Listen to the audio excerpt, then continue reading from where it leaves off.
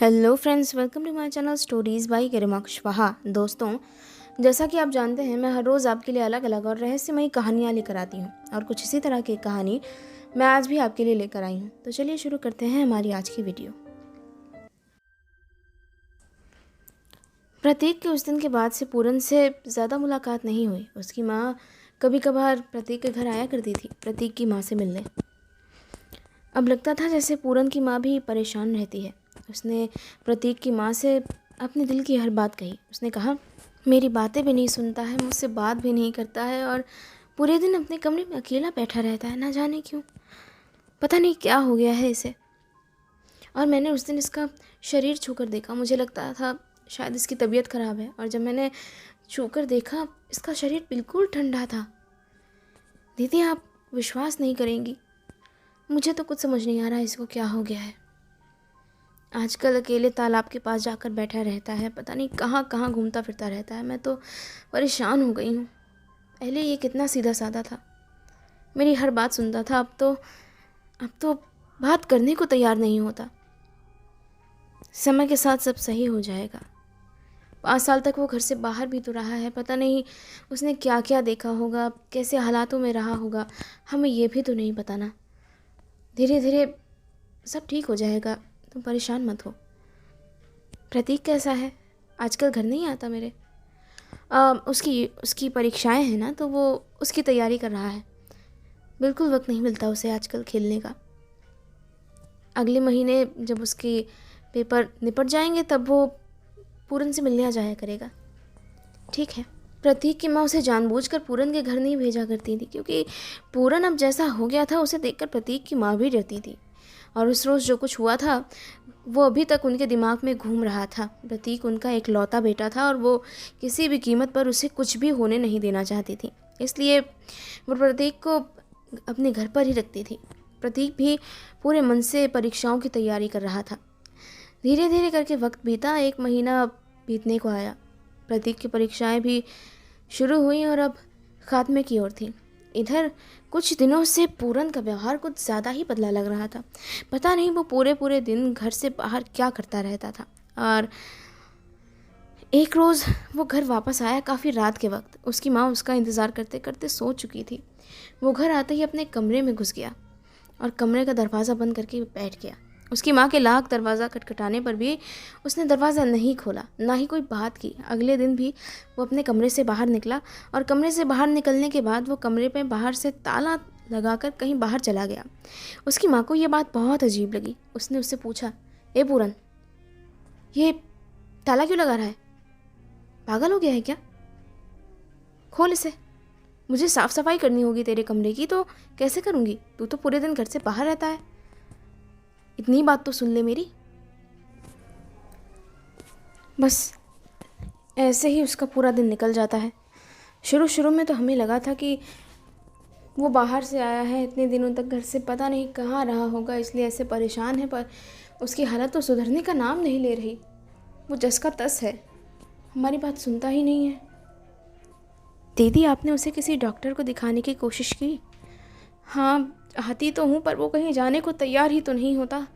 और फिर उसे मनाया भी तो नहीं जा सकता, वो कोई छोटा बच्चा भी तो नहीं। तो किसी डॉक्टर को घर बुला लीजिए। हाँ, किया था मैंने ऐसा। शर्मा जी को बुलाया था, हमारे ही गांव के डॉक्टर, जानती होंगी ना आप? हाँ, जानती हूँ। हाँ, और उन्होंने तो अजीब सी बातें करना शुरू कर दिया। उन्होंने कहा कि ऐसा लग रहा था मानो पूरन जिंदा ही ना हो, उसकी नब्ज़ नहीं चल रही, उसका शरीर बहुत ठंडा है, ऐसी चीज़ें। ये सब बातें सुनकर मुझे तो लगा वो डॉक्टर ही पागल है। अब मैं दोबारा उसके पास कभी नहीं जाऊंगी। सच में वो अजीब ही था। पर पूरन का क्या करूं, समझ नहीं आता। अब लगता है किसी बाबा या तांत्रिक से मिलकर इससे बातचीत करनी पड़ेगी। तांत्रिक से? हाँ, जानती हूँ किसी तांत्रिक को। वैसे मैं तो नहीं जानती, पर इस गांव की मिश्रानी है, वो ज़रूर जानती होगी। वो अपने घर पे पूजा पाठ करवाती रहती है और शायद टोना टोटका भी करवाती है। तो आप उससे बातचीत करके देखिएगा, शायद उसे पता होगा। ठीक है, अगर आप कहती हैं तो मैं मिलकर देख लूँगी। आप हमारे साथ चलिएगा। हाँ, मैं आपके साथ ज़रूर चलूँगी। बस ये घर का काम निपटा लूँ, तो शाम के वक्त चलेंगे। ठीक है, पूरन की माँ इतना कहकर प्रतीक के घर से चली गई। घर वापस जाने के बाद उसने देखा पूरन अभी तक घर वापस नहीं आया था और उसके कमरे से एक अजीब सी आवाज़ आ रही थी, मानो कोई छोटा बच्चा रो रहा हो या कुछ कहने की कोशिश कर रहा हो। उसने अंदर झांकने की कोशिश की पर उसे कुछ नज़र नहीं आया। उसने एक अजीब बात पर गौर किया था। इन दिनों पूरन पहले से ज़्यादा खाना खाने लग गया था। पता नहीं किस खुशी में, पर आजकल वो पहले से ज़्यादा खाना खाता था। पर हाँ, हरकतें उसकी पहले जैसी ही थी। वो किसी से ज़्यादा बातचीत नहीं करता था। इधर गांव में काफ़ी दिनों से एक छोटे बच्चे की गुमशुदगी की खबरें फैली हुई थी। एक छोटा बच्चा जो अपने दोस्तों के साथ स्कूल गया था और स्कूल से वापस ही नहीं आया। उसकी उम्र तकरीबन 5 साल थी। गांव में सब लोगों ने ये बात सुनी थी, पर गुनहगार को कोई पकड़ नहीं पा रहा था। काफ़ी दिनों तक ये खबरें चलती रहीं। शाम के वक्त ही पूरन और प्रतीक की माँ मिले और वो दोनों ही घर पर ताला लगाकर मिश्रानी से मिलने के लिए चल दिए। जब वो दोनों उनके घर पहुँचे तब वो घर के बाहर खड़ी होकर कुछ काम ही कर रही थी और उन्हें देखते ही वो पहचान गई। अरे पूरन की माँ, प्रतीक की माँ, तुम दोनों यहाँ कैसे? बस आपसे थोड़ा सलाह मशवरा करने आए थे। आप बात करेंगे हमसे? हाँ हाँ, क्यों नहीं, मुझे क्या हर्ज हो सकता है। आओ बैठो। मैं तो वैसे भी बहुत खाली रहती हूँ। मेरे घर में कितने नौकर चाकर हैं, तुम जानती ही हो। अब बताओ क्या परेशानी है? आप किसी अच्छे मांत्रिक या किसी पंडित को जानती हैं? जो मेरा मतलब है पूजा पाठ, तंत्र मंत्र, यही कहना चाह रही हो ना?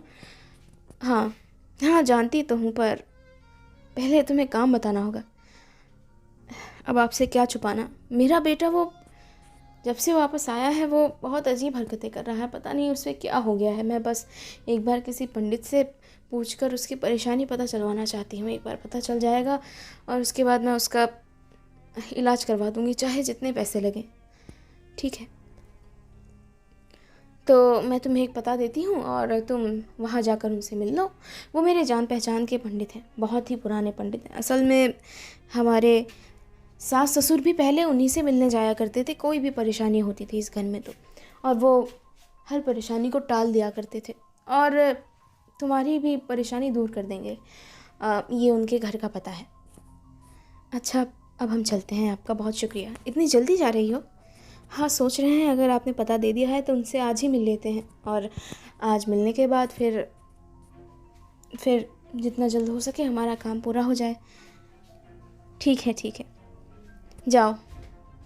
शुक्रिया आपका।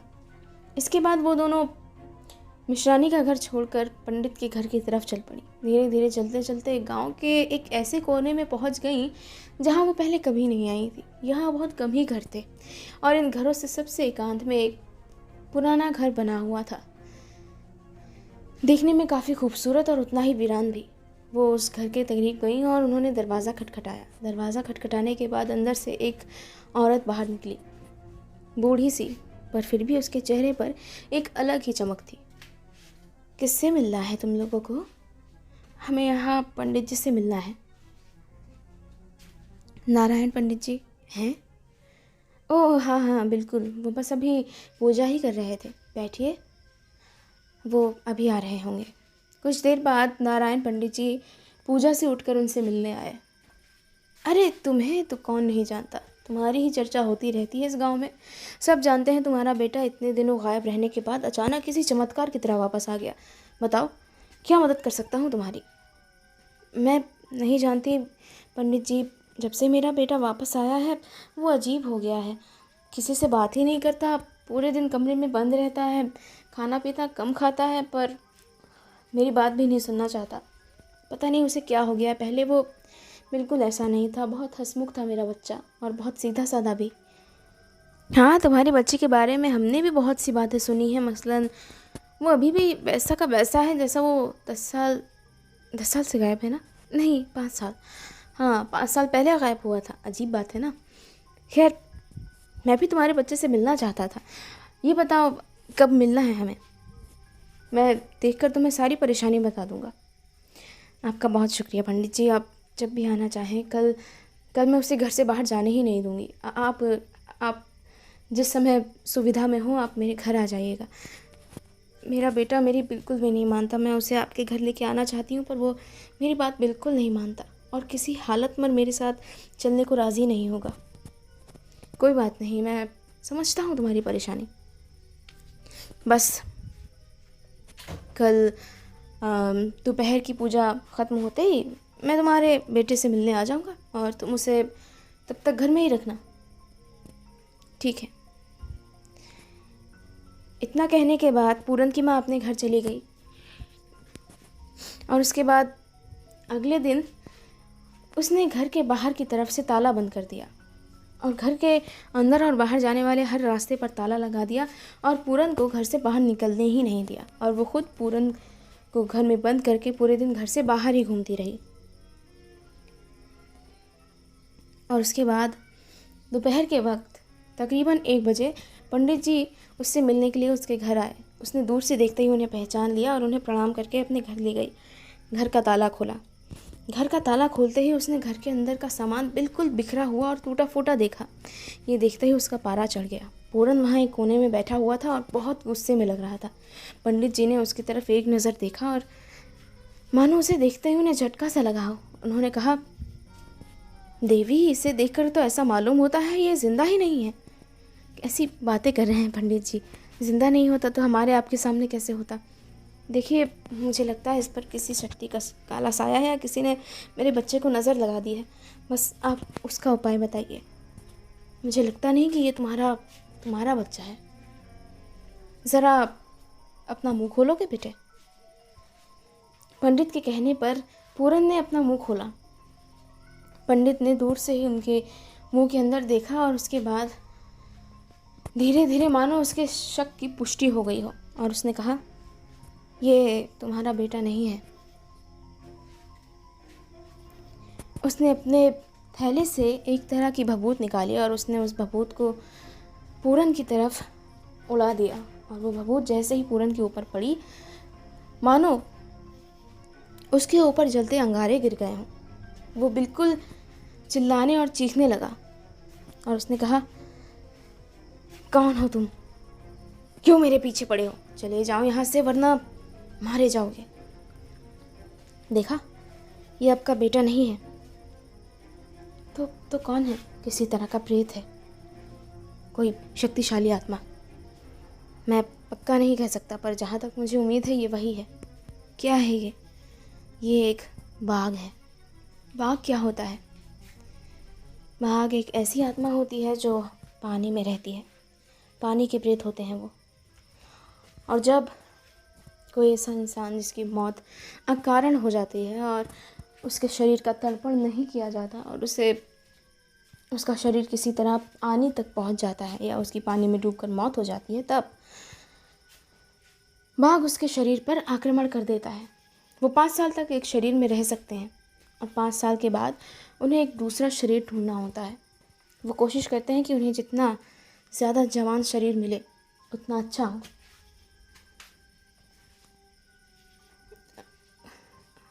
अब क्या करेंगे पंडित जी? फ़िलहाल के लिए उसे इसी तरह घर में बंद रखो। उस पर भरोसा नहीं कर सकते, वो गांव के हर बच्चे के लिए ख़तरनाक है। मुझे शक होता है पंडित जी ये किसी चीज़ को घर लाया है। मुझे अपने कमरे में जाने नहीं देता, पर आज मैं देख कर रहूँगी तू क्या लेकर आया है। हाँ। पूरन ने उसे देखते ही गुस्सा दिखाया। पंडित जी ने अपने हाथ में अभी भी वो भभूत ले रखी थी।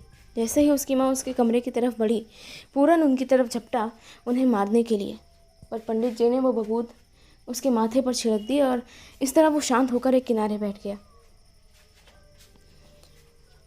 उसकी माँ ने एक पुराने पत्थर से वो ताला तोड़ा और ताला तोड़ने के बाद कमरे के अंदर गई और सबसे पहले उस कंबल की ढेर की तरफ गई जिसे उसने कुछ दिनों पहले देखा था। ये क्या है? उसने उस कंबल के ढेर को हिलाया डुलाया और उसके बाद जब उसने उस कंबल को खोला, उसकी आंखें फटी की फटी रह गईं। अरे, ये कौन है? वहाँ एक छोटा बच्चा था, एक छोटा सा 5 या 6 साल का बच्चा जो उस कंबल के बीच लपेट कर रखा हुआ था और शायद गर्मी, भूख और बेचैनी से बेहोश हो गया था, पर हाँ, वो जिंदा था। पूरन की माँ उसे कमरे से बाहर निकाल ले आई और उसके मुंह पर पानी की छींटें मारी और उसके बाद वो धीरे धीरे होश में आने लगा। और होश में आते ही वो चिल्लाया, माँ माँ, मुझे अपने घर जाना है, मुझे अपनी माँ के पास जाना है। कौन है तुम्हारी माँ? कहाँ रहते हो तुम? यही सब क्या है पूरन, ये तो किसे उठा लाया? मैंने आपसे कहा था ना, गांव के हर छोटे बच्चे के लिए खतरनाक है। उसे कोई शरीर चाहिए उसकी आत्मा को रहने के लिए। हम इसे ख़त्म नहीं कर सकते हैं, मार नहीं सकते हैं। अफसोस के साथ ये आपका बेटा नहीं है, सिर्फ उसका शरीर है।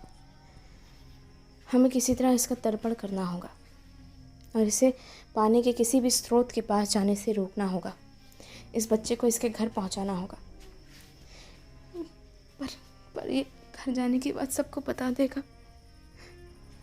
आप अभी ये सोच रही हैं, बस चाहती हूँ मेरे गांव में बदनामी ना हो। मैं इसे इसके घर छोड़ाऊंगी, पर उससे पहले मैं इसके घर वालों से एक बार मिलकर उसे हर एक बात बता देना चाहती हूँ, ताकि वो हमें गलत ना समझे। ये सब कुछ एक गलती से हुआ है। ये तो मेरा बेटा भी नहीं है। मेरा बेटा तो 5 साल पहले ही। आप मेरी मदद करेंगे? मेरे कहने पर उन्हें विश्वास नहीं होगा। ठीक है, मैं कोशिश करूँगा, पर इस बच्चे को अब कहीं सुरक्षित जगह रखिए, इस आत्मा से दूर। क्या आप इसे आपके घर रख सकते हैं? देखिए, मैं आपकी मदद कर सकता हूँ, पर मैं किसी बच्चे को उसकी माँ से अलग नहीं रख सकता। मैं क्या करूँ? आप जितना जल्दी हो सके इसकी माँ से मिलिए और इसे वापस कर दीजिए। मैं आपकी पूरी मदद करूँगा इन्हें भरोसा दिलवाने में, जो कुछ भी हुआ। पर उससे पहले हमें इस आत्मा से छुटकारा पाना होगा, जितना जल्दी हो सके। और इसके लिए कल का दिन ही काफ़ी रहेगा, क्योंकि कल पूर्णिमा की रात है और उसके बाद इसे इस शरीर को छोड़ना ही होगा। और इसलिए इसकी शक्ति कल अपने चरम पर होगी और ये पूरी कोशिश करेगा एक नया शरीर ढूंढने की। किसी तरह वो रात कटी। वो बच्चा अभी प्रतीक की माँ के घर था। पूरन की माँ ने उसे सब कुछ बता दिया था, जो कुछ भी हुआ था। सुनकर प्रतीक की माँ हक्की बक्की रह गई थी, पर उस बच्चे को अपने घर रखने को तैयार हो गई थी। सुबह तड़के ही वो तीनों उस बच्चे के साथ उसके घर की तरफ चल पड़े। कुछ देर बाद वो उसके घर तक पहुँचे और घर का दरवाज़ा खटखटाया। दरवाज़ा खोलने वाली बच्चे की माँ थी और वो अपने बच्चे को देखकर खुशी से मानो पागल ही हो गई थी। वो अपने बच्चे को देखकर बहुत खुश थी और उसने उसे घर लाने वालों को बार बार शुक्रिया अदा किया। बाद में उन तीनों ने तसल्ली से बैठकर बातचीत की। शुरू में तो वो दोनों बहुत ही नाराज़ हुए। उस बच्चे के माँ बाप, उन्होंने कहा, आपकी हिम्मत कैसे हुई ये सब करने के बाद भी यहाँ हमें आपका चेहरा दिखाने की और हमसे माफ़ी मांगने की? हमारे बच्चे को अगर कुछ हो जाता तब क्या करती आप? देखिए, मेरी अपनी परेशानी है, कृपा करके इसे समझने की कोशिश कीजिए। मैं ये जानबूझकर नहीं करना चाहती थी। काफ़ी मान और मिन्नतें करने के बाद वो दोनों उनकी बातें समझने और मानने को राज़ी हुए। उसके बाद पंडित जी ने पूरन के ऊपर एक विधि कराने की शुरुआत की। उन्होंने कहा कि गांव के किसी तालाब के पास उन्हें एक पुरानी सिंदूर और कुछ पुरानी लकड़ियों की ज़रूरत होगी। ऐसी लकड़ियां जो किसी बहुत पुराने पेड़ की हों और उस पेड़ पर पूजा पाठ का काम किया जाता रहा हो। और साथ ही साथ उन्हें ज़रूरत होगी एक बलि के जानवर की, चाहे वो किसी तरह का पक्षी ही क्यों ना हो। इन सब चीज़ों का इंतज़ाम करने के बाद पूरन की माँ ने पंडित जी के घर बुलावा भेजा।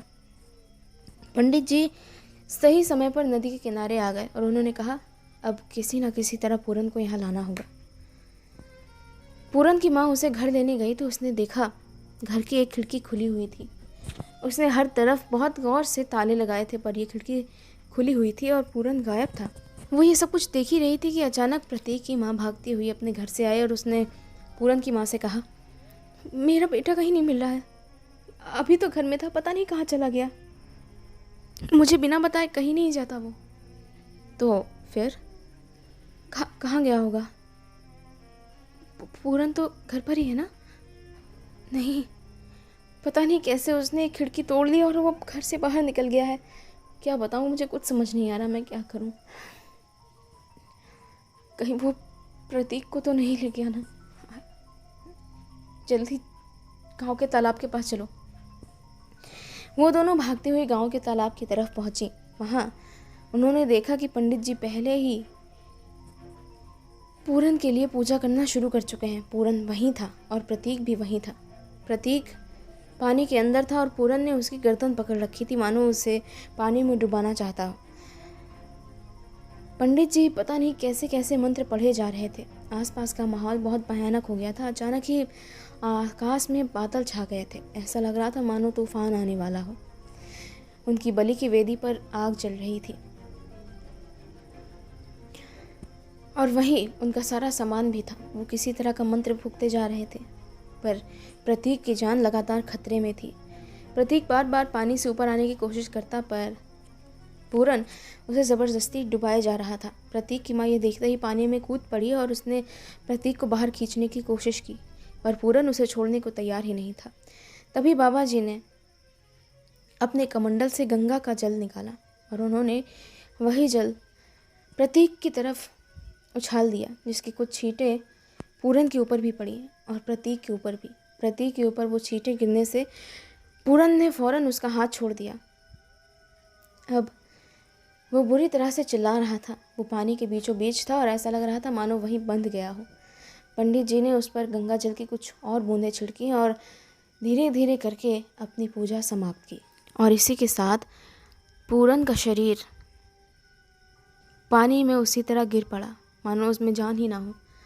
और एक सफ़ेद धुंध सी उठती हुई उनके पास रखे हुए उस मुर्गे में पहुंच गई। इसके बाद उन्होंने उस मुर्गे को बलि देकर उस बाघ की आत्मा को मुक्त कर दिया। पंडित जी ने कहा उसे मारा नहीं जा सकता था, सिर्फ इंसानी शरीर से हटाकर वापस पानी के स्रोत में भेजा जा सकता था। तो दोस्तों, इसी के साथ ख़त्म होती है मेरी आज की कहानी। मेरी आज की कहानी आपको कैसी लगी ये मुझे कमेंट बॉक्स में कमेंट करके ज़रूर बताइएगा और मेरे चैनल को सब्सक्राइब भी ज़रूर कर लीजिएगा। Thank you.